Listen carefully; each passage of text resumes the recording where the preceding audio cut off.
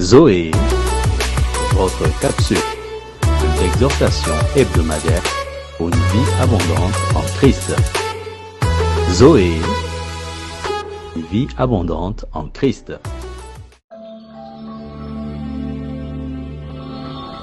Bonjour la famille, peuple de Dieu, c'est avec une joie que nous vous retrouvons encore aujourd'hui. C'est Joël et Emmanuel de Family First. Que la paix et la grâce de Dieu soient avec vous. C'est un grand plaisir de vous retrouver dans votre capsule Zoé pour une vie abondante en Christ. Amen. Donc on va continuer cette semaine encore une fois, nous continuer sur notre thème de l'amour et ses vertus. Cette semaine, on va parler sur 1 Corinthiens 13, verset 7 qui dit « En toute occasion, il pardonne, il fait confiance, il espère et il persévère. » Donc, on va parler de la confiance dans l'amour. Et la question que j'ai pour vous, monsieur et madame, avez-vous confiance les uns des autres? Alors, quand on parle de la confiance, c'est très simple. La confiance renvoie à l'idée qu'on peut se fier à une personne, à ce qu'il dit. Il y a des gens qui disent « Ah, j'ai confiance en lui, il tient sa parole. » Est-ce que tu tiens ta parole? Est-ce que tu inspires confiance? C'est une question qu'on peut se poser. La confiance, c'est aussi comme un cadeau qu'on peut donner.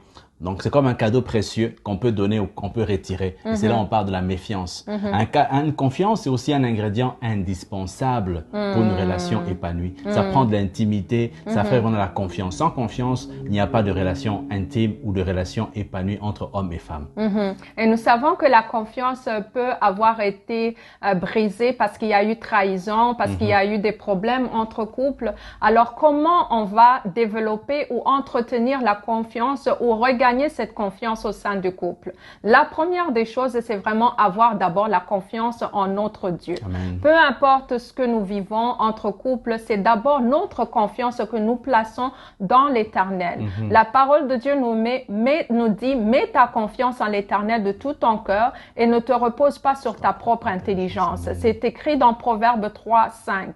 En toute relation, c'est d'abord notre relation avec notre Dieu. C'est d'abord avoir la confiance que Dieu est notre sécurité. Peu importe ce qui va se passer au sein du couple, c'est d'abord notre relation. C'est toujours d'abord vertical avant que ça aille à l'horizontale. Donc, toi, tu as la confiance avec notre papa et c'est lui qui te donne cette sécurité, cet amour. Alors, tu es porté à pardonner, peu importe ce qui arrive, tu vas pardonner à l'autre et rebâtir cette confiance que tu donnes à l'autre. Tu dis quelque chose de très important, pardonner. C'est-à-dire que la personne avec qui tu vis, ton mari ou ta femme, c'est pas une personne parfaite. C'est-à-dire qu'il y aura des situations qui vont t'amener à douter de sa confiance. Dans ce cas-là, qu'est-ce qu'il faut faire? Il faut porter les fardeaux des uns des autres. Amen. La parole de Dieu nous recommande fortement de pouvoir faire confiance, mais en sachant que la personne peut réellement aussi s'ouvrir. Il faut laisser place à ce qu'on appelle la vulnérabilité.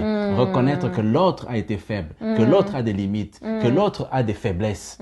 Comme ça va nous permettre de pouvoir pardonner. Mais pour cela, la parole de Dieu nous amène à dire ceci, confessez vos péchés les uns aux autres et priez les uns pour les autres afin que vous soyez guéris. Quand un juste prie, sa prière a une grande efficacité. Amen. Monsieur, quand madame a fait une faute, il faut pas seulement lui dire que tu as fait une faute. Il faut prier pour elle. Il faut lui demander de confesser. Il faut lui demander de demander pardon et de créer un climat où on peut réellement être transparent dans les situations. Amen. Et cela nous donne justement l'opportunité aussi de continuer à persévérer, savoir que nous avons placé notre confiance en Dieu et Dieu va faire l'œuvre dans l'autre pour rebâtir notre confiance mutuellement. Alors, la troisième des étapes, c'est vraiment savoir dire non. Lorsque tu es quelqu'un qui dit oui à toute chose et puis ton oui ne s'accompagne pas avec des actions, ça crée une manque de confiance. Ça veut dire qu'il faut savoir dire non. Ça suppose aussi une bonne estime de soi, savoir tes limites pour ne pas mentir justement dans une relation. Ça veut dire tu joues la vérité, tu parles la vérité et ça s'accompagne avec tes actions.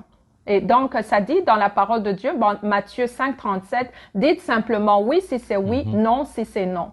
Voilà, amen. C'est clair. Tout à fait, c'est clair. Oui, oui, non, non. Quatrième point, dire la vérité. Dans l'amour, bien sûr. Il y a des vérités qui blessent, n'est-ce pas? Mais en disant la vérité avec douceur et avec amour, ça permet à la personne de pouvoir s'ouvrir, encore une fois, d'être dans l'humilité, mais de pouvoir aussi demander pardon. Sinon, si tu dis la vérité pour blesser, ça ne marche pas. La parole de Dieu nous dit, au contraire, en exprimant la vérité dans l'amour, nous grandirons à tous égards vers celui qui est la tête, Christ. Donc, quand tu dis la vérité avec amour, on se dirige vers la personne qui est parfaite, qui est Christ. Amen. Donc, nous espérons vraiment que cette exhortation nous amène de ne pas avoir peur lorsqu'il y a eu manque de confiance. Il y a moyen de rebâtir cela. C'est le Seigneur qui fait l'œuvre dans les couples pour restaurer ce qui a été brisé. Et c'est des petites étapes, pas à pas, pour regagner cette confiance. Et c'est d'abord notre Dieu qui va pouvoir restaurer notre cœur pour que nous puissions donner maintenant cette confiance à l'autre et lui permettre d'être vulnérable comme il a dit. Et petit à petit, cette confiance sera rebâtie. Il y a une chose qui me fait penser à ça quand tu parles, Joël, c'est qu'il y a des gens qui disent, mais je pourrais jamais lui faire confiance. Ce qu'il m'a fait, ce qu'elle m'a fait, c'est impossible. Mais Dieu est capable de tout. Amen. Et quand vous êtes dans cette situation, je vous demanderai vraiment de nous contacter. On est disponible. On vous aime et Jésus vous aime encore plus. Bye.